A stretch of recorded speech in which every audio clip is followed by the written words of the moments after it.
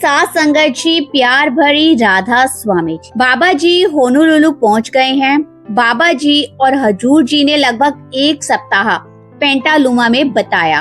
वहाँ सेवादारों को समय समय पर दर्शन होते रहे। सेवादारों के लिए ये बहुत ही बड़ी कृपा थी। संगत के लिए सामान्य रूप से प्रवेश नहीं था, इसलिए सभी को दर्शन का अवसर नहीं मिल सका। कल बाबा जी पेंटालुमा से कहां पहुंचे, इसकी पूरी जानकारी आज हम आपके साथ साझा करेंगे।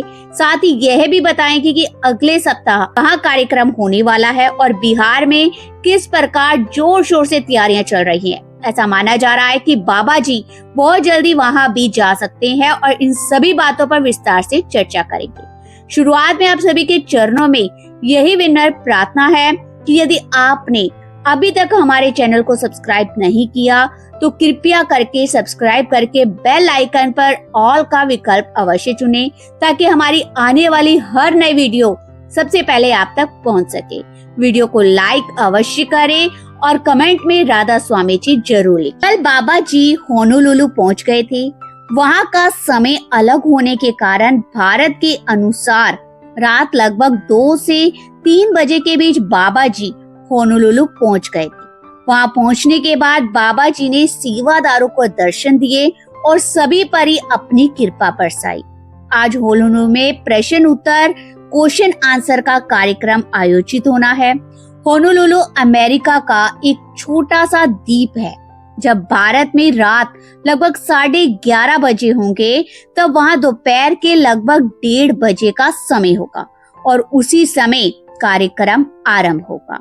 क्योंकि वहाँ का सत्संग घर बहुत ही छोटा है, इसलिए बाहर की संगत को, चाहे वह अमेरिका के अन्य राज्यों की ही क्यों ना हो, प्रवेश की अनुमति नहीं दी जाती। स्थान सीमित होने के कारण केवल निर्धारित संगत ही और सेवादार ही वहाँ पहुँच पाते हैं। बहुत लंबे समय के बाद वहाँ फिर से ये कार्यक्रम आयोजित हो रहा है।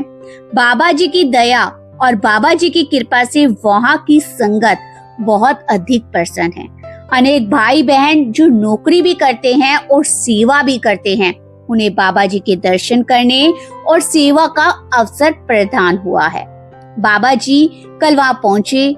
उससे पहले बाबा जी लगभग एक सप्ताह तक पेटालुमा में रहे। जैसे कि हमने पिछली बार भी आपको बताया था कि पेटालुमा का मौसम सामान्यतः ठंडा रहता है और बाबा जी को ठंडे वातावरण में रहना अच्छा लगता है। इसी कारण बाबा जी और हजूर जी ने वहाँ कुछ समय बिताया। उस दौरान सेवादारों को समय समय पर बाबा जी के दर्शन होते रहे। कभी बाबा जी सुबह की सैर पर निकलते, कभी परिसर में घूमते, तो कभी शांत वातावरण में टहलते दिखाई देते।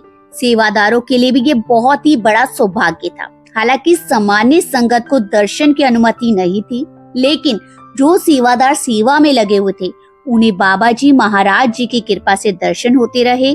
इस प्रकार पूरा सप्ताह वहाँ बहुत ही आनंदमय वातावरण में बीता। अब बाबा जी होनोलुलु पहुंच चुके हैं, जहाँ लगभग 2 दिनों का कार्यक्रम रहेगा। यदि वहाँ के प्रश्न उत्तर कार्यक्रम की जानकारी या मुख्य बातें हमारे पास पहुँचती है, तो बाबा जी की दया से हम उन्हें भी आपके साथ अवश्य साझा करेंगे। अगला सप्ताह कनाडा की संगत के लिए भी अत्यंत विशेष रहने वाला है। 25 और 26 जुलाई को कनाडा में बाबा जी और हजूर जी का कार्यक्रम निर्धारित है। वहाँ भी प्रश्न उत्तर कार्यक्रम होगा और बाबा जी संगत को दर्शन प्रदान करेंगे। कनाडा का कार्यक्रम पूरा होने के बाद संभावना है कि बाबा जी और हजूर जी यूनाइटेड किंगडम यानी यूके के लिए रवाना होंगे। वहाँ होने वाले कार्यक्रमों के प्रश्न उत्तर और अन्य जानकारी भी जैसे ही हमारे पास पहुँचेगी, हम आप सभी के साथ अवश्य साझा करेंगे। यदि होनोलुलु या अन्य स्थानों के कार्यक्रमों से भी कोई नई जानकारी प्राप्त होगी, तो वह भी बाबा जी की कृपा से सबसे पहले आप तक पहुंचाने का प्रयास करेंगे। कल डेरा ब्यास के वरिष्ठ सेक्रेटरी साहिबान शेर घाटी पहुंचे, जो बिहार राज्य में स्थित है। आपको याद होगा कि पिछले साल फरवरी महीने में बाबा जी ने शेर घाटी का दौरा किया था।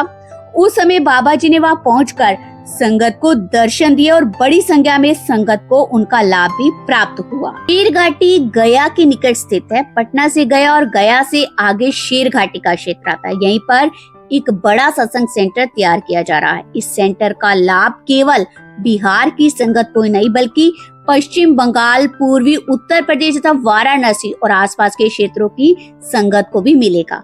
कल जोनल सेक्रेटरी साहिबान और अन्य जिम्मेदार सेवादार वहां पहुंचे। उन्होंने निर्माण कार्य का निरीक्षण किया, सेवा की प्रगति देखी और आगे किस प्रकार कार्य करना है उसके लिए आवश्यक निर्देश दिए। निर्माण से संबंधित नक्शे, ड्राइंग भी साथ ले जा गए। हर व्यवस्था को ध्यान से देखा गया और स्थानीय सेवादारों के साथ विस्तार से इस बारे में चर्चा की गई कि आगे सेवा किस प्रकार करनी है और पूरे सिस्टम को कैसे व्यवस्थित करना है। आने वाले समय में ये सेंटर बहुत बड़ा और महत्वपूर्ण सत्संग स्थल बनने वाला है। इस वर्ष बाबा जी वहां नहीं जा सके, लेकिन यदि सब कुछ योजना के अनुसार चलता रहा तो संभव है कि अगले वर्ष के कार्यक्रम में गया शेर घाटी बिहार का नाम भी शामिल हो। यदि ऐसा होता है तो वहाँ नियमित सत्संग और अन्य कार्यक्रम भी आयोजित हो सकते हैं। इसमें कोई आश्चर्य की बात नहीं होगी। लुधियाना जोन 2 और जोन 3 से भी अनेक सेवादार वहाँ सेवा के लिए पहुँच रहे हैं। ये सेवा का अवसर वास्तव में बाबा जी की दया, बाबा जी की मेहर और बख्शिश से ही प्राप्त होता है। जिन भाई बहनों को वहाँ सेवा का अवसर मिला है वे वास्तव में बहुत ही भाग्यशाली हैं। काफी समय से बिहार की संगत की ओर से बाबा जी के पास निवेदन पहुंच रहे थे कि वहाँ संगत लगातार बढ़ रही है, लेकिन कोई बड़ा सत्संग सेंटर उपलब्ध नहीं है। संगत ने विनम्र प्रार्थना की कि बाबा जी कृपा करके वहाँ भी एक सत्संग सेंटर बनवाएं। बाबा जी हमेशा यही कहते हैं कि बेटा हम उपयुक्त स्थान की तलाश कर रहे हैं। अब वह समय भी आ गया है। बाबा जी की दया और कृपा से उपयुक्त स्थान मिल चुका है।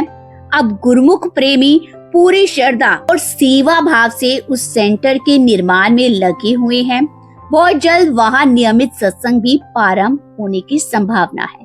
सदगुरु अपनी संगत का कितना ध्यान रखते हैं इसका ये एक सुंदर उदाहरण है। जहाँ जहाँ संगत की आवश्यकता बढ़ती है वहाँ वहाँ नए सेंटर स्थापित किए जाते हैं। आज लगभग हर राज्य में किसी न किसी रूप में सत्संग सेंटर मौजूद है। केवल कुछ ही स्थान ऐसे होंगे जहाँ अभी नए सेंटर की आवश्यकता है। जैसे राजस्थान के उदयपुर क्षेत्र में भी भविष्य के लिए एक बड़े सेंटर की चर्चा चल रही है। इसी प्रकार बेंगलुरु में नया सत्संग घर तैयार हो चुका है। आपने भी उसके बारे में देखा और सुना होगा। अगले महीने होने वाले कार्यक्रम में बाबा जी और हजूर जी की कृपा से नए सत्संग घर में भी संगत को दर्शन प्राप्त हो सकते हैं। वहाँ पहली बार बड़े स्तर पर कार्यक्रम आयोजित होने की संभावना है। सदगुरु हमेशा अपनी संगत की सुविधा का ध्यान रखते हैं। दिन प्रतिदिन नए सेंटर खुल रहे हैं ताकि दूर दराज की संगत को बार बार लंबी यात्राएं ना करनी पड़े और अधिक से अधिक लोगों को सत्संग, दर्शन और सेवा का लाभ अपने निकट ही मिल सके। सदगुरु हमेशा अपनी संगत की सुविधा का पूरा ध्यान रखते हैं। जहाँ भी नए सत्संग सेंटर बनाए जाते हैं वहाँ केवल भवन ही नहीं बनाया जाता बल्कि संगत की हर छोटी बड़ी आवश्यकता को ध्यान में रखकर पूरी योजना तैयार की जाती है। आपने देखा होगा कि जब भी बाबा जी या हजूर जी किसी भी सेंटर में सत्संग या दर्शन के लिए जाते हैं, चाहे वह मुंबई हो, अहमदाबाद हो, दिल्ली हो या कोई अन्य स्थान, तो वहाँ बड़ी संख्या में संगत पहुँचती है। लाखों श्रद्धालुओं के आने पर केवल सत्संग स्थल होना ही पर्याप्त नहीं होता बल्कि उनके लिए अनेक व्यवस्थाएं भी करनी पड़ती हैं। संगत के ठहरने की व्यवस्था, लंगर की व्यवस्था, सुरक्षा की व्यवस्था, ट्रैफिक नियंत्रण, पार्किंग, चिकित्सा सुविधा, पानी, स्वच्छता और पंडाल जैसी सभी व्यवस्थाओं के लिए पर्याप्त स्थान की आवश्यकता होती है। इसी कारण बड़े सत्संग सेंटरों का निर्माण सोच समझकर किया जाता है। यदि आपने ध्यान दिया हो तो अधिकांश बड़े सत्संग सेंटर राष्ट्रीय मार्ग, नेशनल हाईवे के पास बनाए गए हैं। इसके पीछे भी एक विशेष कारण है। यदि सेंटर किसी संकरी सड़क या छोटे रास्ते पर बनाया जाए तो लाखों लोगों की आवाजाही के समय भारी जाम और असुविधा हो सकती है। इसलिए प्रयास यही किया जाता है कि सेंटर ऐसी जगह बनाया जाए जहाँ चौड़ी सड़कें हो, वाहनों का आवागमन सुचारू रूप से हो सके। उदाहरण के लिए मुंबई का सत्संग सेंटर 4 लेन सड़क के निकट स्थित है और रेलवे स्टेशन से भी उसकी दूरी अधिक नहीं है। इसी प्रकार बेंगलुरु का नया सेंटर भी राष्ट्रीय राजमार्ग के पास बनाया गया है ताकि संगत को आने जाने में किसी भी प्रकार की कठिनाई ना हो। दिल्ली के भाटी क्षेत्र का सत्संग सेंटर भी कई मुख्य मार्गों से जुड़ा हुआ है। हरियाणा की ओर से आने वाले श्रद्धालुओं के लिए अलग रास्ता है, जबकि छतरपुर की ओर से भी वहां पहुंचा जा सकता है। यद्यपि दिल्ली में बढ़ती आबादी और ट्रैफिक के कारण कभी कभी जाम लग जाता है, फिर भी पहुंचने के लिए कई विकल्प उपलब्ध हैं। इसी प्रकार सहारनपुर, रुद्रपुर, परोर, सोलन, जम्मू, जयपुर, लखनऊ, मोहाली, सिकंदरपुर और अन्य अनेक प्रमुख सत्संग सेंटर भी राष्ट्रीय राजमार्गों के निकट बनाए गए हैं। इसकी उद्देश्य केवल एक ही है कि संगत को यात्रा के दौरान कोई परेशानी ना हो। किसी भी नए सेंटर के निर्माण से पहले अनेक बातों पर विचार किया जाता है। सबसे पहले उपयुक्त भूमि की तलाश की जाती है, उसके बाद ही भूमि का मूल्य, उसका स्थान, आने जाने की सुविधा, भविष्य में विस्तार की संभावना और संगत की आवश्यकता का पूरा अध्ययन किया जाता है। इन सभी विषयों पर कई बैठकों में विस्तार से विचार होता है, प्रस्ताव तैयार किए जाते हैं। जब सब कुछ उचित पाया जाता है तब बाबा जी की स्वीकृति के बाद आगे की प्रक्रिया शुरू होती है। पिछले वर्ष भी बाबा जी स्वयं स्थान का निरीक्षण करने गए थे। उन्होंने जगह देखी, अपनी स्वीकृति दी, उसके बाद भूमि लेकर आगे का कार्य प्रारंभ किया गया। उसी कृपा और दया का परिणाम है कि आज वह निर्माण कार्य तेजी से आगे बढ़ रहा है। लेकिन इन सभी व्यवस्थाओं, नए सेंटरों और कार्यक्रमों से भी अधिक महत्वपूर्ण एक बात है, वह है भजन सिमरन की। यही हमारी वास्तविक कमाई है। चाहे हम इन समाचारों को सुने या ना सुने, लेकिन भजन सिमरन करना हम सबके लिए आवश्यक है। सभी संत महापुरुष एक ही दिशा देते हैं कि नाम और शब्द की कमाई करो। बिना भजन सिमरन के आत्मा अपनी मंजिल तक नहीं पहुंच सकती। यदि हमें परमात्मा की ओर बढ़ना है तो भजन सिमरन को अपने जीवन का नियमित हिस्सा बनाना ही होगा। भजन सिमरन हम किसी दूसरे के लिए नहीं करते, बल्कि अपने ही कल्याण के लिए करते हैं। जब हमें भूख लगती है तो हम स्वयं भोजन करते हैं, जब हमें प्यास लगती है तो स्वयं पानी पीते हैं। उसी प्रकार ही आत्मा की वास्तविक आवश्यकता भजन सिमरन है। ये किसी और के लिए नहीं, बल्कि अपने भीतर की आध्यात्मिक प्यास को शांत करने के लिए किया जाता है। जब हमारी भूख मिट जाती है तब हमें भोजन का महत्व का महसूस होने लगता है। लेकिन जब हमें सतगुरु का मिलाप प्राप्त होता है तब कई बार हम उसकी पूरी कदर नहीं कर पाते। और जब कभी थोड़े समय के लिए भी हमें विरह या दूरी का अनुभव होता है तब हमें एहसास होता है कि हमें और अधिक प्रेम, श्रद्धा और लगन के साथ मालिक की ओर बढ़ना चाहिए। सतगुरु इस संसार में इसलिए आते हैं कि हमें अपने साथ जोड़ सके। वे चाहते हैं कि हम उनके बताए हुए मार्ग पर चले, उनके आदेशों को अपने जीवन में अपनाएं और अंत उस परम मालिक से मिल सके। यही बातें वास्तव में हमारे जीवन में काम आने वाली है। इसके अतिरिक्त संसार की कोई भी वस्तु अंत समय में हमारे साथ नहीं जाएगी। रिश्तेदार, मित्र, धन दौलत और संसार की सभी वस्तु यही रह जाएगी, लेकिन परमात्मा का नाम और भजन सिमरन ही हमारी वास्तविक पूंजी है। हम रिश्ते भी देखते हैं, मित्र भी देखते हैं, लेकिन इस संसार में कोई भी हमेशा के लिए हमारा नहीं है। केवल परमात्मा ही हर रूप में हमारे साथ रहता है। इसी संदर्भ में पलटू साहिब जी भी कहा है कि कौन जाने परमेश्वर किस रूप में मिल जाए। उसके रूप का, उसके रंग का और उसकी मोज का कोई अनुमान नहीं लगाया जा सकता।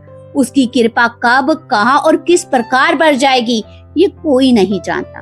कई बार ऐसा भी होता है कि जिस व्यक्ति में कोई विशेष सामर्थ्य दिखाई नहीं देता, उस पर परमात्मा ऐसी कृपा कर देता है जिसके किसी ने कल्पना भी नहीं की होती। प्रभु की लीला और उसके रंग वास्तव में निराले हैं। वह ऐसे कार्य भी कर देता है जिनकी मनुष्य केवल कल्पना ही कर सकता हो। बाबा जी अक्सर समझाते हैं कि चाहे जीवन में कैसी भी परिस्थिति आए, हमें हर समय मालिक का शुक्र करना चाहिए। जो कुछ भी हमें मिला है उसकी कदर करनी चाहिए, क्योंकि जब हम किसी चीज की कदर नहीं करते तब कई बार वही चीज हमारे हाथों से निकल जाती है और बाद में हमें उसका मूल्य समझ आता है। इसलिए बाबा जी हमेशा कहते हैं कि हर परिस्थिति में मालिक का नाम लो, उसका धन्यवाद करो और जो कुछ मिला है उसकी कदर करो। संगत जी, अब हम अपनी वीडियो पर विराम लगाते हैं। आपसे फिर प्यार भरी विनती है कि आप हमारे इस चैनल को सब्सक्राइब जरूर कीजिएगा और कमेंट के अंदर राधा स्वामी जी जरूर लिखिएगा।